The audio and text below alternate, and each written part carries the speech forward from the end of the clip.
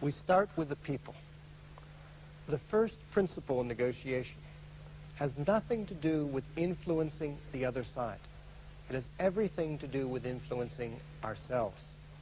Human beings are reaction machines. It is so easy to lose perspective in a negotiation, to lose sight of what we're trying to achieve. When angry, we make the best speech we will ever regret. Let me give you an example. There was a negotiation once between the state of Arizona and a very large computer company which had been hired to manage the welfare and health payments for the poor and elderly of that state. Well, 1/4 of the way through the year, half the budget on that contract had been exhausted.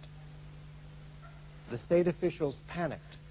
They took the work, they took the contract back from the company. The company was very upset. So were the state officials. They had to have a negotiation about a computer, a $50 million computer, all the hardware and software that had all the data necessary to do the work on that computer. Now that computer was worth nothing to the company. It was worth everything to the state.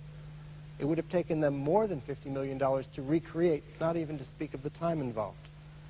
And yet, because of the anger on both sides, both the company and the state walked away from that negotiation.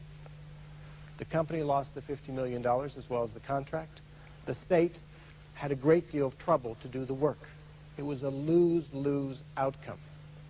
Now, the way to avoid such outcomes, such disasters, the way that successful negotiators use is not to react in a situation, but rather to go to the balcony, to go to a place above the negotiation, almost imagining that negotiation takes place here on a stage. They go to a place above the negotiation where they can get some perspective on the negotiation. They can remember what the prize is. They can keep themselves focused on what they want in that negotiation, an agreement that works for both sides. Let's go to that balcony.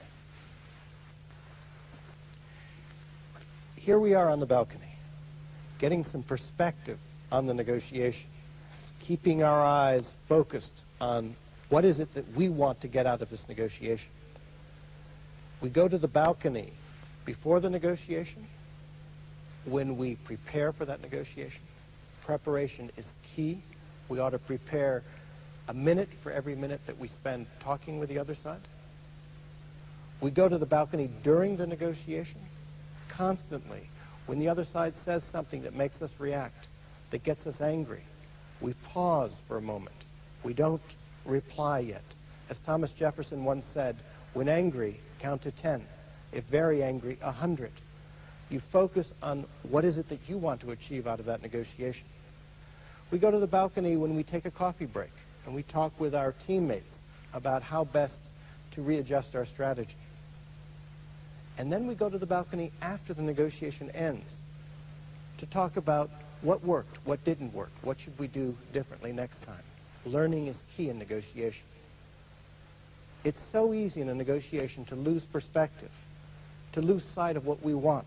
The key is to be able to go to the balcony, to be able to get that mental perspective. That's why going to the balcony is the foundation for a successful negotiation.